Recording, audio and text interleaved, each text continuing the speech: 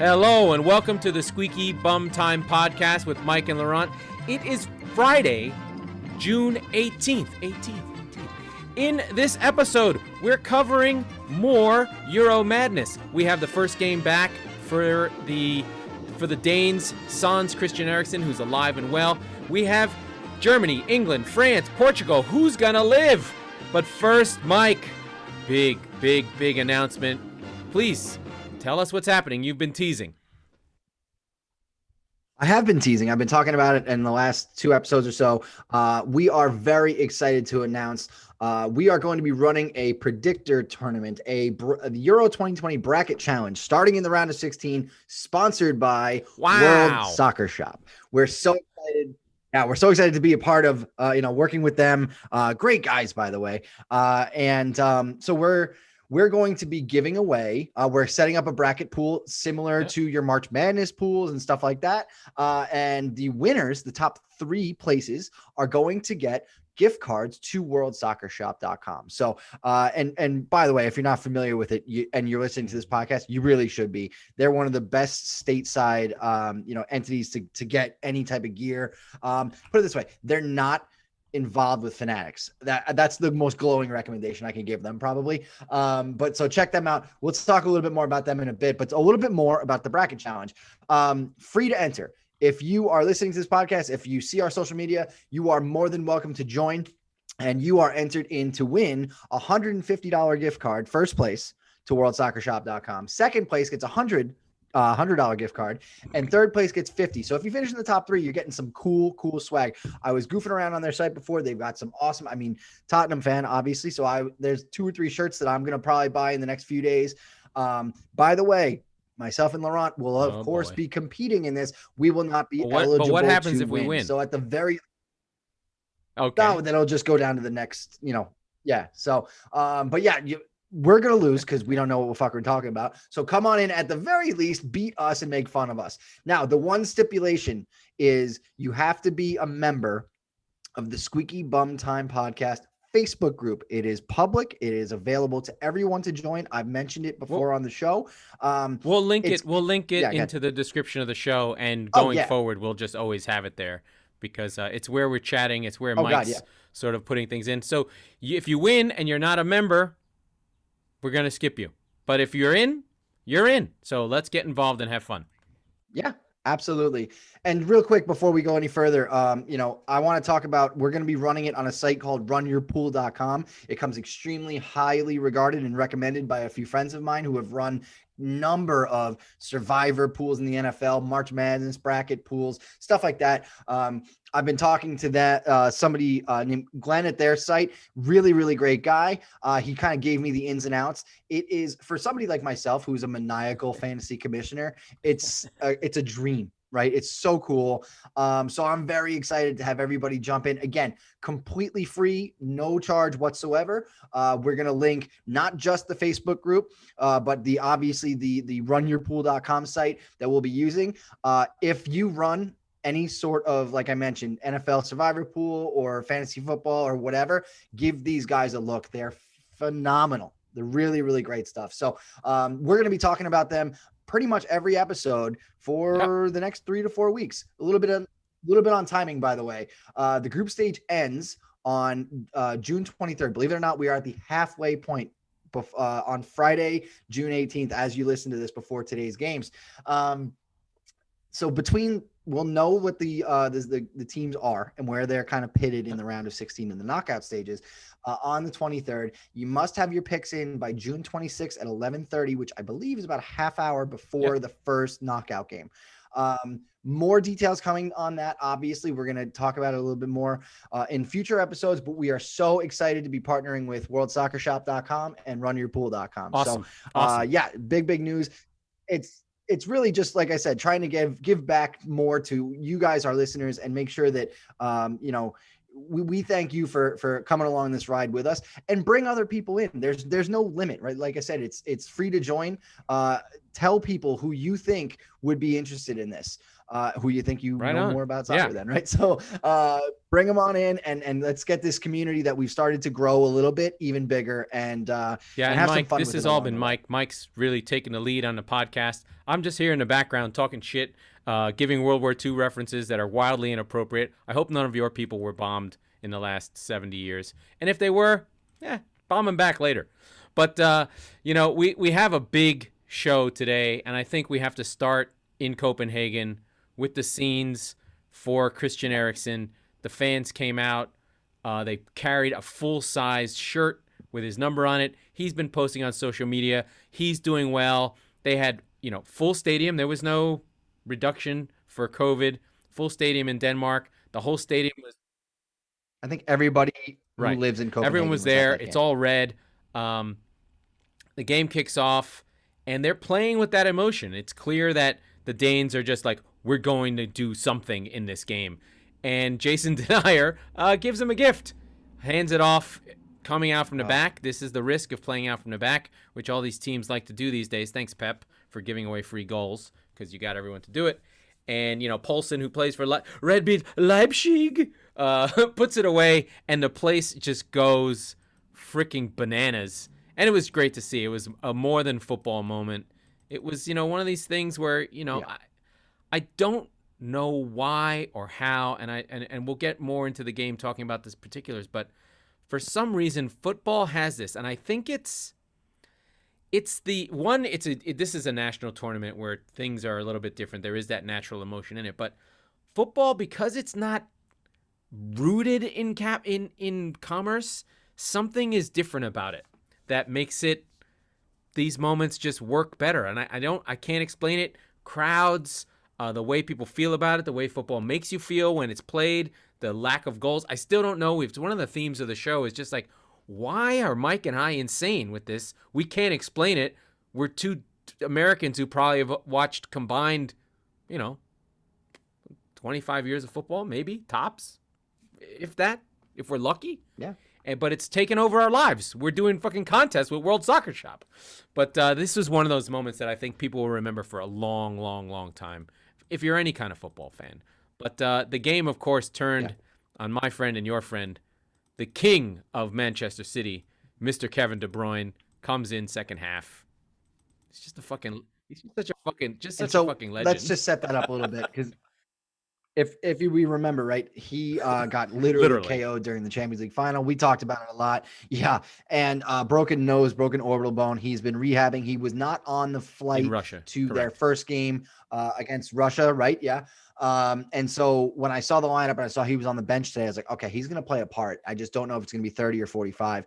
I expected it to be 30. And realistically, so after the goal, right, if you're watching the game and you're watching the pomp and circumstance around it for Christian Eriksen, which was it was beautiful. It was great. Even the Belgian team, by the way, Belgian team, Jan Vertonghen, Toby Alderweireld, former teammates, and Romelu Lukaku, current teammate. So they all signed a Belgian jersey with Christian number 10 on the back, which I thought was really, really cool. Framed it, gave it to the Danish captain at the beginning. And then they had the ball out at the 10-minute mark for his number, which I thought was really cool. Yeah. So, and this is again, background, right? Like when someone passes away and was a famous footballer at a specific minute or something that's substantial or significant to them, maybe their jersey number or how many goals they scored or a year that they won something, whatever, the entire stands, the entire crowd kind of claps for happens a minute. A lot. They do it a lot of things. I mean, football's really, really good at this. It's not unusual if you're watching a game in a Premier League that there's random moments of massive clapping. And sometimes it's just for a fan who's gone to every game for 35 years. Yeah. Right. And so, the whole 10th minute, they kicked the ball out of play. I've never seen this before. Both teams clapped for a full minute, which was pretty cool. Although did they clap for Claude? Yeah, Not yet. And it's just... They better. No, I don't know that they will. We'll clap for Claude. But it was the entire first half. Denmark really took it to Belgium. They were getting so much attacking play out of the wingbacks, and Belgium had no answer. They really were sort of caught between a rock and a hard place. They didn't have a bridge from Tielemans to Lukaku. Halftime comes, enter Kevin de Bruyne. So there's your bridge, right? So the game changed on a dime. I mean, he's clearly one of the best players in the world, if not the best currently. The layoff. So okay, the ball goes out right. I don't know who sent it out to Lukaku, but he gets a little bit free. He passes it to De Bruyne in the box, and the stutter step and like the patience. How did he see the gap? Yeah. And he just splits two defenders, and in comes Thorgan Hazard, the good Hazard. And he just buries it from point blank range. So it's 1-1. And at that point, the crowd is kind of like, oh shit, right? He's here. And 15 minutes later, he catches a ball down the wing. That was an incredible goal. The interesting thing about this is that if you watch the replay, like the close-up replay, it looks like a ball that kind of skips across the turf into the net. And by the way, he beats Kasper Schmeichel near post. It's 2-1 Belgium. But if you watch the replay, it's about 4 inches off the ground the entire way. That thing was a bullet. It was no joke, with a little bit of curl on it, and just again near post. Schmeichel had no chance. That's a rarity, right? And from basically from right on the top of the box, maybe right outside of it. What a tremendous shot. 2-1, and that's the 70th minute roughly. From then on, and I had a minor wager on Belgium. So I'm sitting there and I'm talking to a friend of mine. I go, the last 20 minutes of this game are going to be more painful than the first 70. And it was so interesting because here comes the crowd again, and all of a sudden Denmark is taking the game back. And if they had one opportunity, they had 20 in that last 20-minute stretch, and some really, really close ones off the bar. Brathwaite was great. He was everywhere. He hit the woodwork. Yeah. And so it was interesting to see Belgium get shook. That's a early fucking on, tough game. Because we already mentioned away. No, I know, but I'm not just sort of criticizing. setting the stage. It's in Copenhagen, away, emotional team. Soccer is like, if there's a game that lives on emotion, right? There's no timeouts. You're just in it, right? You can't stop the runs, right? You can't. It's not basketball where you just call a timeout, you foul a guy. There's no way to stop the lift of emotion. The whole thing lives on moments and moving, like it almost feels like waves. You kind of just like you're in it. And I think the boat was rocked for Belgium, and they held on. And their defense is Tottenham's defense, which means it's not good. Well, I'll tell you right now, Jason Denayer was the worst. Yeah, but he was the third one. Play for Tottenham. I don't want to hear it. They needed an extra guy. Yeah. No, it was so interesting with Denmark. It was basically inertia, right? Like it just kept going and going and going, and the entire scene was frenetic for 90 minutes. It was a wild game to kind of sit through. 5 minutes of extra time. They almost get it again. They get one last opportunity. And I don't know if it was Alderweireld who got the block there. He had a block earlier in the game on Brathwaite that was 100% going back in the net. Just a phenomenal game, to the point where, the headline, I think in the one of the papers after the Finland game was Denmark loses, but life wins, right? Because Christian Eriksen was all right. Honestly, that's exactly what it felt like, even more so today. Or I should say yesterday. It was this outpouring of love and emotion. And that, but the thing is that Christian Eriksen was at a nearby hospital. I guarantee you, if that window was there's open, no doubt. Right? Another anecdotal thing is, I was in England in 1996. That shows how old I am. In my 20s. Right. And it was during the Euros, and it was during an England game. And if a goal gets scored and you open the window, you can hear the whole city cheering. That is just what happens. If that was anything like that, and Denmark is a football mad country. If you don't know, it's right there next to Germany. They're really good. They are a Euro winner. They've provided some of the greats of football, and Michael and Brian Laudrup, Schmeichel, his dad, both of them. So it's a footballing country. He would have heard it for sure, no doubt about it. The people in the freaking hallway of the hospital would have cheered. That's just how it happens. Oh yeah, absolutely. The interesting thing, and I did not know this, and I got a little bit of a history lesson from John Champion, who is so good on play-by-play, by the way. And Taylor Twellman was good enough today. I don't mind him. I don't mind him. Sometimes I get tired of him, but I thought he was good today. But the interesting thing is that Kasper Schmeichel's father was Peter. I'm blanking. Peter, thank you. Peter Schmeichel scored a late stoppage time goal in the fixture against Belgium years ago. Okay. And in the fourth minute, here comes Kasper to come up for a corner or for a late foul, I should say. And it was a dumb foul by Thorgan Hazard, who had tied the game at 1 earlier. And I'm sitting there. Oh boy, was that squeaky bum time. He said it. But he, and he almost got his head on it. It was everything you could want in a game. And thankfully Eriksson is okay.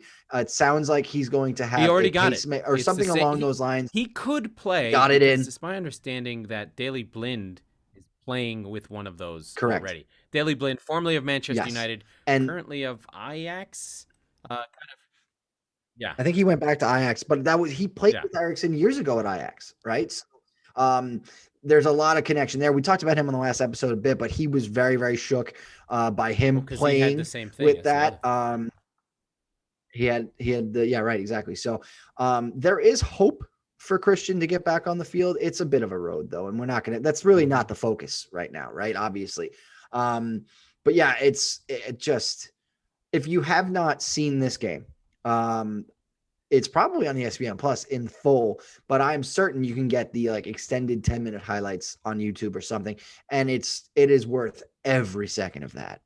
It's just really something that tugs at your, no pun intended, tugs at your heartstrings, right?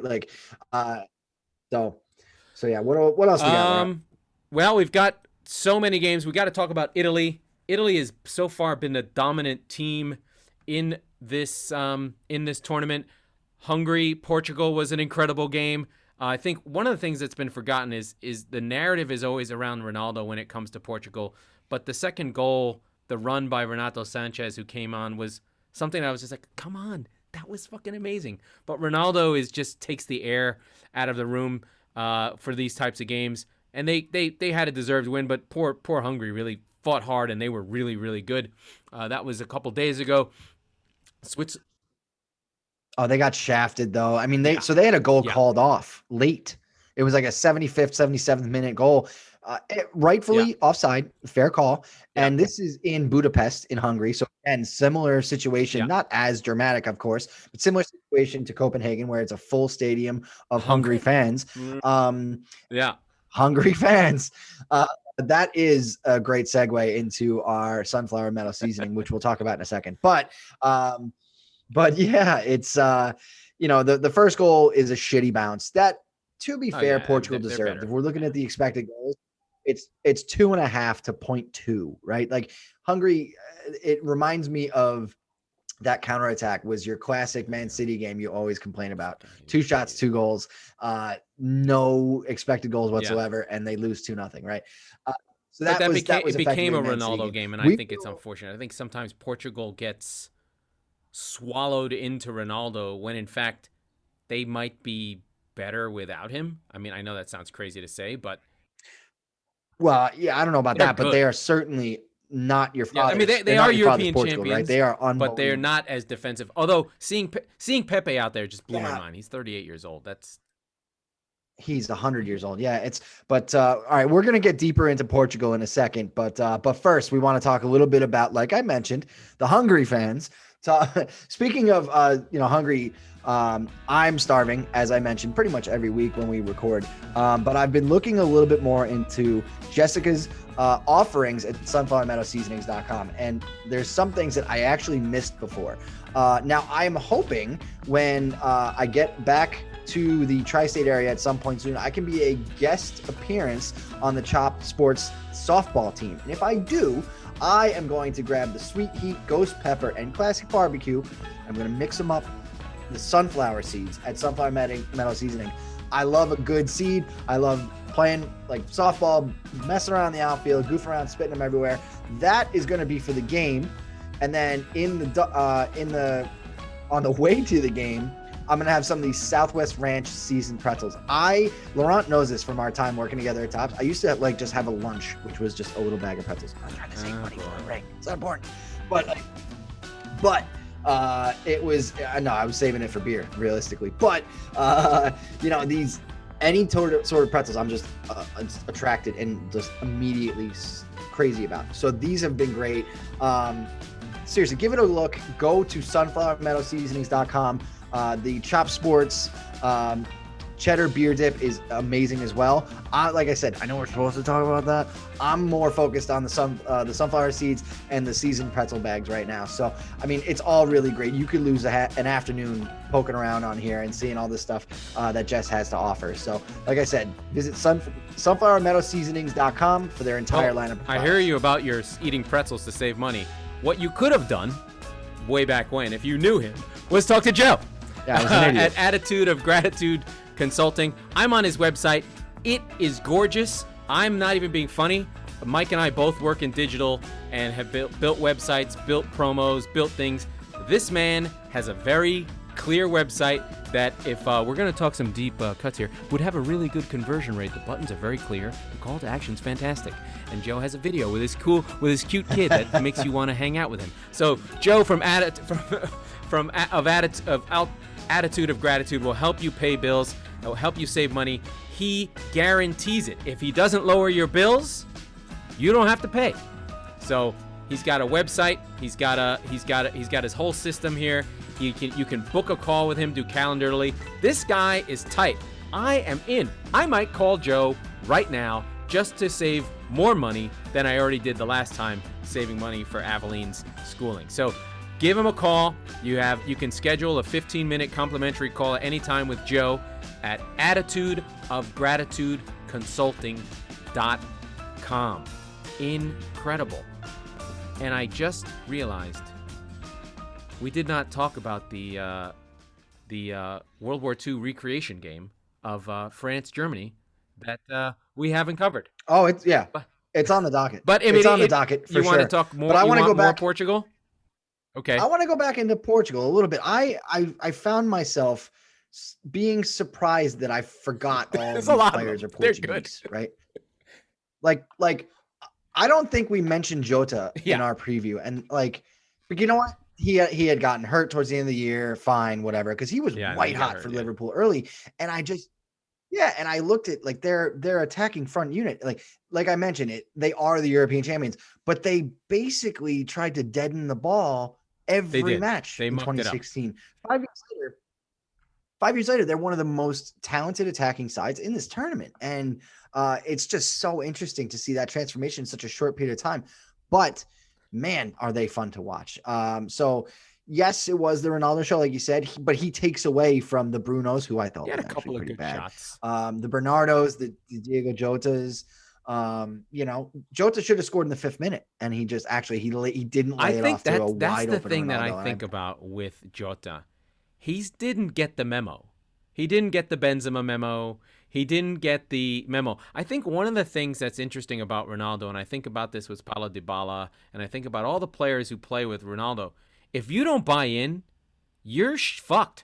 Like, you've got to run for him. You've got to give him the ball, or he will take a giant shit on you. And because he's Ronaldo, he's kind of got like a LeBron quality to him where it's just like, yeah, no, I'm not down with him. He's got to go.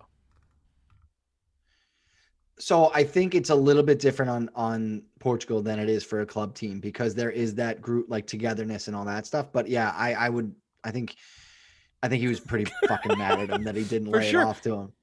And the funny thing is, Ronaldo's the guy that if Jota had scored, he'd be like, yeah, nice shot, asshole. Yeah, exactly. Fucking pass it next time, right? And I think the other thing that's almost completely forgotten is the second leading goal scorer in the Bundesliga is, I think he's Portuguese. Did I get that wrong? I can't even see his name. Anyway, maybe I'm wrong there. Yeah, came off the bench, I'm missing didn't he? his name. I'm not seeing him on the list. It's not Andre Silva. It might be Andre Silva. Yeah, Andre Silva. Exactly. Silva. This is a guy who scored 28 goals for Eintracht Frankfurt. Yeah, just a completely forgotten player, a kind of guy who's going to end up at Spurs as your consolation prize and hopefully do fine. But we don't have to talk. We don't have to talk about Spurs right now.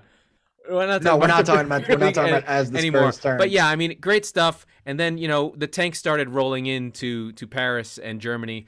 But in this case, the Maginot Oh, you line is caught a me off little guard with bit that one. stronger than normal, and France they won 1-0, but it's the most dominant 1-0 you could see. Right? They scored 2 offside goals. Yeah. Pepe, I'm sorry, it's Pepe. Mbappe late in the game gave Hummels a 8-yard head start, and he fucking lapped his ass. And it was he amazing. made an incredible tackle between the legs to stop a goal that would have any fraction of a second, any step the other way, it's a penalty. Oh yeah. And that's another one where if you look at the slow motion replay on it, it's stupefying how he made that tackle between his legs, inch, And inch, the inch goal isn't perfect. worth talking about. Wild. It's kind of like a deflected own goal. No, But the it's an thing own goal. about It's this shitty. game is that like it's in Germany, and Germany got nothing. I don't think they shot on goal. Yeah. They created nothing. The strength of the French team is they have Mbappe, they have Griezmann, they have Benzema, but it's that the rest of the team, you get nothing. Zero. Well, no, I think you're burying the lead here. I think that it was the Pogba combination in the and middle of the Kanté. park with He was Pogba so was good. feeling it. He was feeling it. Okay, so here's the thing. Kanté was good, not a news story, right? At this point, like that's what you expect from N'Golo Kanté, and he was terrific again. But Paul Pogba, there are certain games where he takes over. What was it? Spinning pass he made on the offside?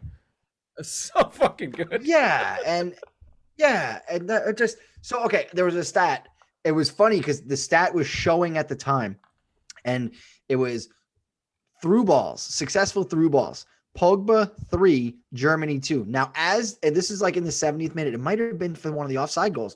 Or actually, I think it was for the Hummels challenge.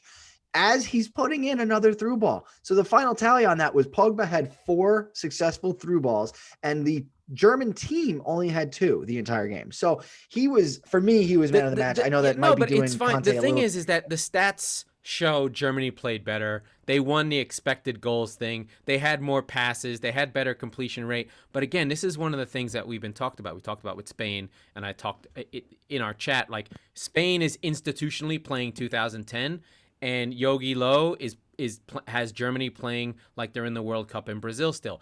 That game, that version of football for the countries is different now. Teams press high. They are more direct. They attack. They play on the break. And these are, by the way, all these terms are all things that have been done before. If you ever want to read about the history of football tactics, it's Inverting the Pyramid. It's an incredible book. It's long, and you're like, what the fuck is going on? But when I started working for Topps and needed to learn about football, I read it. All these things aren't new, and all these formations, don't ever think anything is being innovated. There's not many things that can happen 11 on 11. But France dominated this game, and the stats don't say it at all, which is bizarre. Okay, here's a problem I think I've just found with expected goals. Like we mentioned, France had 2 VAR calls chalked off, rightfully so. By a total of a foot. But that I understand. But what I'm saying is that accounts for literally 0 expected goals. So you're like, okay, well, those were the 2 biggest opportunities that they didn't score on in the game, which they did, but they were chalked off. So if you really think about it, if those chances are in the expected goal tally, then it's probably instead of 0.4, which is what we're looking at, it's literally Germany. Right. And I don't know how they handle and then how do they handle by 1.5? There was a guy right behind him. Right. Exactly. So it's wonkiness. It's not perfect, but France were the far better team. For the majority of the match, I didn't know if Germany gave a shit. This is how they've been playing. I was confused by Germany's 2 years. No, I know, but I thought that they would get up for France, and then they did in the latter part of the second half. They really did bring it. Sure, towards the end, but nonetheless, France prevailed. I just don't think fundamentally, Serge Gnabry, Kai Havertz, and Thomas Muller as your front 3. It's just disjointed. I'm not scared. Okay. Oh, I'm scared. I'm scared of Serge Gnabry, but that's because I have night terrors thinking about the time he came to North London and scored 4 goals. The weakness I thought, and even though he played well, was Rabiot just is like, why? How is Rabiot on this team? Okay. Thank you for bringing that up. I forgot about that. He was genuinely bad. You've got Ndombele. You've got a Lamar. couple of guys on the bench who would Yeah. play that role, right? And because he's not a forward attacking role, he's more or less next. He's weirdly in Right, between he's Conte and running. Pogba, right? He just doesn't I think the other thing is having Pogba and Conte next to you makes you look shit. Or it But in makes you this look case he looked amazing. shitty. Right, exactly. I think Tanguy and Ndombele in the next game, which it's a runaway for them. They don't They're even playing have time. Hungary, right? So I think you trot Ndombele out there, who, by the way, I know better than anybody, has fitness issues. So you wonder if he can do 3 Yeah, games yeah. consistently like that, and that's fine. But Adrian Rabiot, I don't think you win this tournament with him in your midfield. But They're so Ndombele good. The might get French you have there. so many options. The only thing again that holds them back a little bit is I think they'll lose a game by not attacking. They won't give up much. Like, Yeah. let's say they're down a goal, they'll have a 0-0, they'll have a 1-1. They will lose on penalties or in something weird because they don't go, let's go fucking kick the shit out of this team. It'll be because Deschamps is very conservative and they play the 2 in the back. Anyway, that's just a thought there on that team. I mean, France are doing really well. The tournament's going well. Today's games were really, really good. Specifically, my dark horse, fucking Turkey, is a turkey. They suck. And Wales lit them up. And, Gareth Bale and Aaron Ramsey, they've fucking brought the magic back in 2016. Wales, semi-finalists. Yeah. And they have the best crowd in the whole freaking tournament. They sing that fucking weird pig Latin goddamn Welsh national anthem.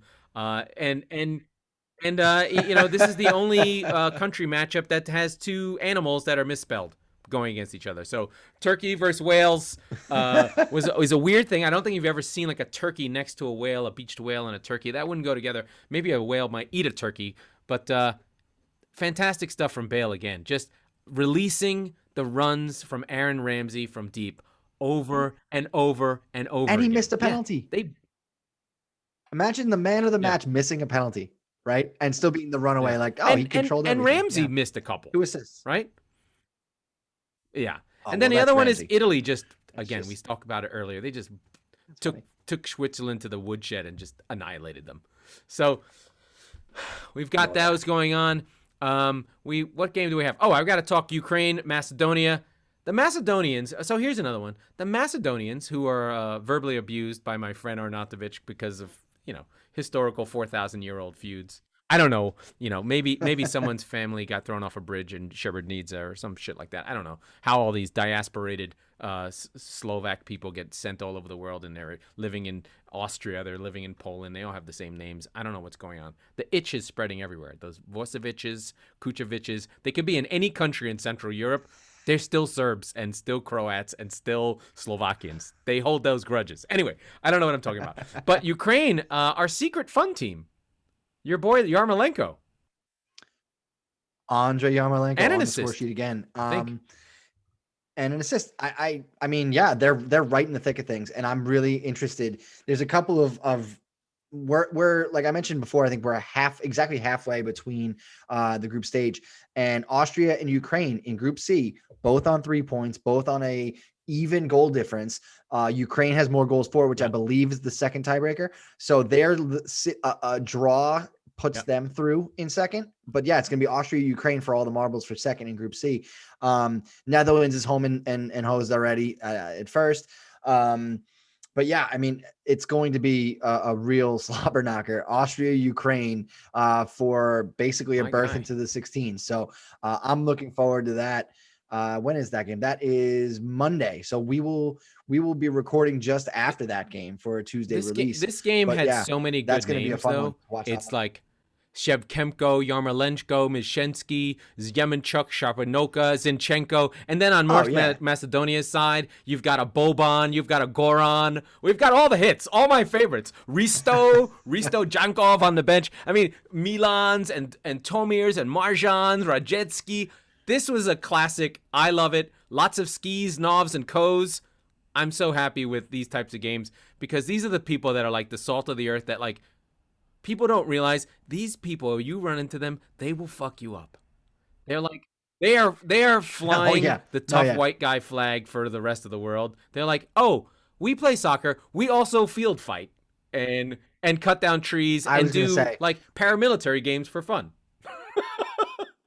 we need to have some historical reference on the field fighting. So years ago, Laurent, as he mentioned, he needed to learn a little bit more about football, and he jumped I way knew a into the lot, deep but end. I needed And so more. we're sitting at Tops one day. Yeah, yeah, yeah. And he goes, "Oh yeah, Mike, you think you're a tough guy? Why don't you come over here and look at this?"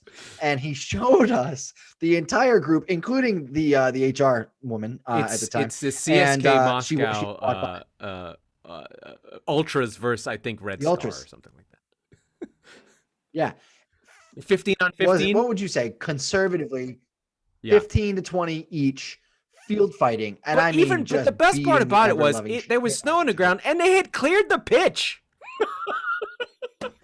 That's right. That's right. Right? They did Right. like a Zamboni run. Yeah, For the and I think field what's fighting. really happened with these things is there historically we know about British soccer hooliganism, and this what's fantastic about this event is there's been none. Like even in France in the World Cup there was some rioting and some fighting with the English fans, but there's been none. It hasn't even been a discussion, but they've taken it as like, hey, I like to fight. How do I get to fight? Oh, these guys fight. Yeah, I'm a CSK Moscow fan. They don't care about the football. The football has long ago No. exited. It's literally just the container to find people to play with and fight with. And I think one of the things is Right. these countries, especially in Eastern Europe, where they're just not as wealthy, they don't have as much whatever, there's not as much free time to stare at a phone. They're still kind of like, hey, I'm 16 years old. Getting into a controlled fight is pretty fun. And they're protected, and there's older guys Yeah. who break it up, and there's kind of referees, and All right. He's dying. insane. But I recommend it for the world. We got to send it to the Chop Sports crew. The second they see Russian field fighting, I think they might have to make a whole new channel called Russian Field Fighting. they'll be way more in Right? on They're like, football okay, than they I'm were in, before. I'm in, I'm That's in. for sure. So thankfully that hasn't happened. Okay, And speaking of now- Russian field fighting and fighting in general, we do have some games coming up that are the Thank you classic for doing that the segment. classic that jumps of segue. all-time legendary blood feud, and that's Scotland versus England. Now, mostly friendly, but Yes. it's real. Like, I don't think Americans really realize that Scotland, Wales, and Northern Ireland are three different countries, and England are four different countries that are part of the United Kingdom. Scottish people are not English. Don't call them English. They're Scottish. The Welsh are not English. Don't call them English. They are British, but they're not English. And it's fucking serious, and they're not kidding, and it comes out in the football. And Scotland, England is a classic. Scotland has been way, way, way down in the tooth for 30 years. But they used to make the World Cup. They've never made it out of a group stage.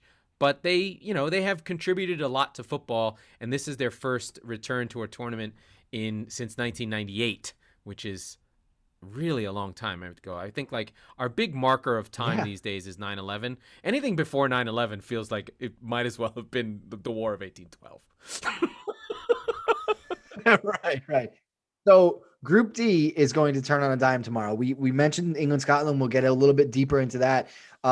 Croatia, who I had winning the group, foolishly, after one game, right after one game of a shoddy showing against England, now they take on the upstart Czechs. And what are we going to get out of this, right? The thing about the group right now, we've only seen one game through. So the Czechs got to play Scotland, which is the easier. They were good of the Scotland was good. They lost, but they were good. Oh no. Yeah, sure. No, absolutely. But can the Czechs take down Croatia and effectively put them on life support at this point, right?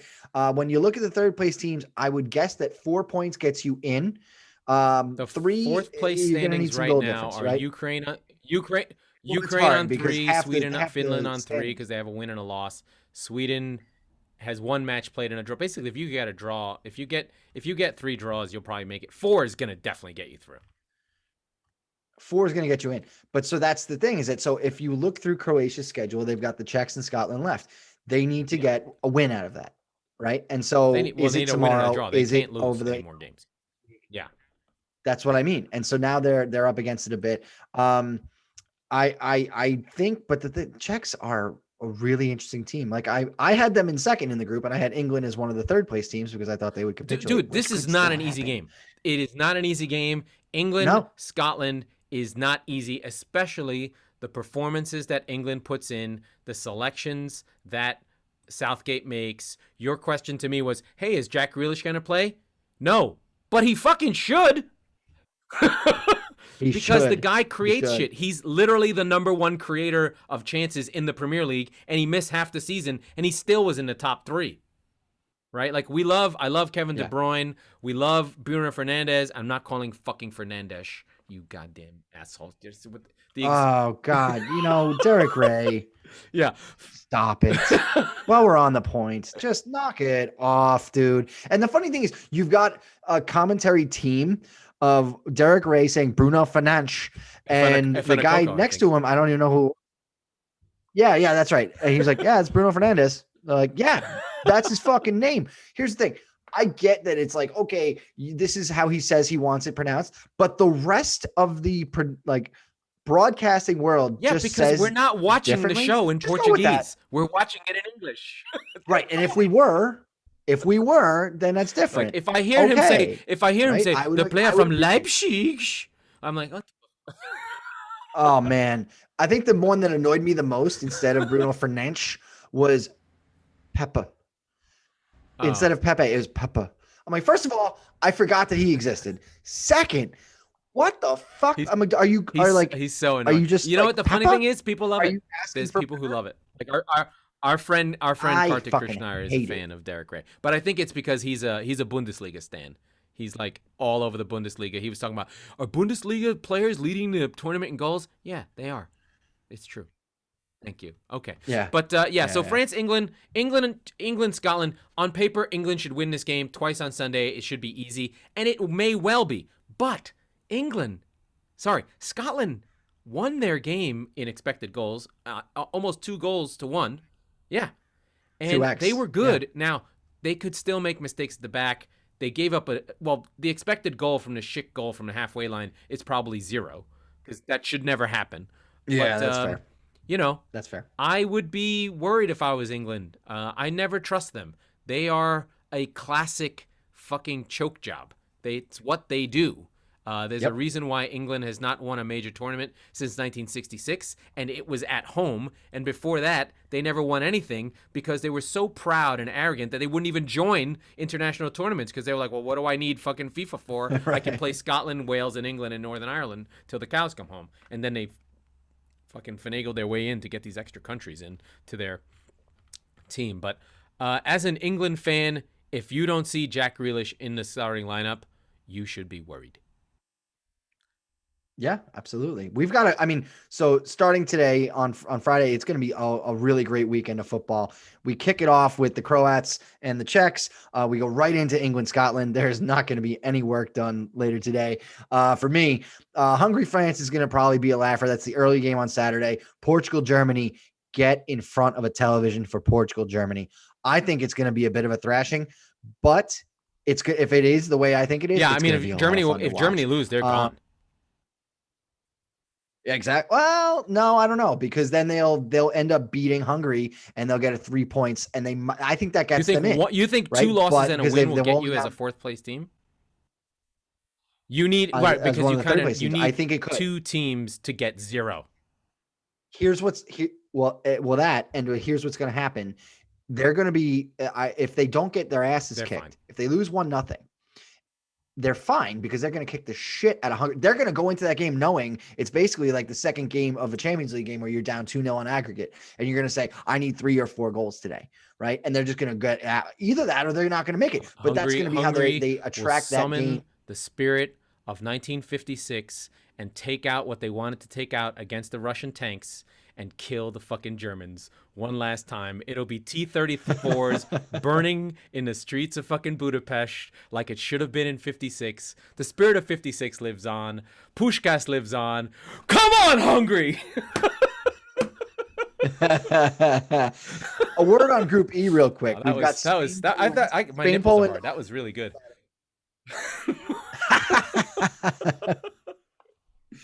Oh my goodness, that's awesome. Sweden, Slovakia tomorrow, which by the way could be for the top of Group E. Spain are faltering a little bit. Poland is no easy out. I could see if there's a game where Lewandowski takes over, and because it wasn't against Slovakia, you know what? What if Lewandowski beats Spain, or at least gets a point out of outside of the box? That's his problem. He doesn't do what Bale does. He never comes deep. He never sort of he needs to become more Harry Kane-ish, right? Where the play comes through him. Right. He still just sits up there and is like, oh, I never get the ball. I'm like, your team's not good enough. Go get the fucking ball, dude. Make something happen. Yeah. And that's why for some, Poland is historically a disappointment in these tournaments because they have a large population, a great footballing history, famously knocking England out of the World Cup, I think, in 1986. That sounds right. They have big wins, but in recent history, so many German players, they just are less than the sum of their parts. I think part of that is Lewandowski just does not affect games. He seems to think someone from Bayern Munich is going to show up and give him the ball. Yeah, that's fair. In fairness, looking back at their opener, right, against Slovakia, they had a shitty own goal early. They had a red card after they had just equalized. So they never really got a puncher's chance. Again, not that this is the end all be all, but looking at expected goals, it's 1.3 to 0.3. It's a staggering difference, right? So I've got hope for Poland because here's the thing. I'm not rooting for Poland per se. I'm rooting for chaos, right? And I want to see Spain go down in flames. Not that I enjoy watching Spain play too. You want to see them go down in flames like Guernica in 35? There you go. But here's the other thing. We talked on our last episode, we were talking about giants and giant killers, right? What if Spain becomes one of these third place teams? And now all of a sudden you've got Italy, Spain in the round of 16 or something like that. That would be Spain is so weird, right? That's why I'm rooting. Clearly super duper talented, clearly playing a style not suited to modern football, or not that it's not suited to modern football. It's just that it's suited to a class of footballer that does not play for Spain anymore, right? To make the joke that Amin Al-Hassan makes after everyone gets eliminated in the Patino game on Twitter, Javi ain't walking through that door. Iniesta ain't walking through that door. Right. So when they go down, it's just going to be like, okay, well, yeah, you tried that. Torres ain't walking through that door. These guys are gone. You can't keep playing away and trying to fit round holes into square pegs. Maybe your team is better for pressing. Maybe your team is better to play counterattack. Maybe your defense is good enough. Now, we know the way La Liga has been athletically getting destroyed by English teams because they can't physically keep up with them anymore. So they may have to keep playing this sort of our team is all 5-6 and under, but it's just not there for them. And Morata is not the answer. If I see, it's got to be Moreno. Oh God, you've got to get Moreno in and let which Torres? But he plays out on the wing, and he's going to play on the wing. He's not ready. Yeah. He's still meek. He doesn't have the killer goal instinct. Hey, listen. Here's the thing. He doesn't. The world's not going to care if you're ready or not. Looking at who was the kid for Denmark today who filled in for Eriksson. I'm blanking on his name. I can find it, but oh man, the one where he dove and tried to draw a penalty. Well, late on, which by the way had my heart. He's not good at it. He needs to talk to my friend from ESPN FC, Alan Moreno, who's a big fan of diving and likes to talk about diving a lot. Yeah.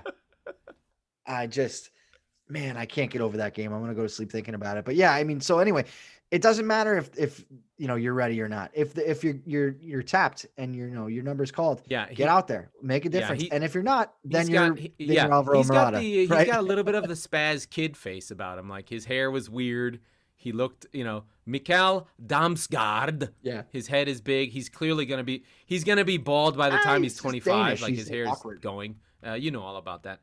So yeah, I do. Unlike my glorious hair that's glowing in this green sky haze of the Northern Lights.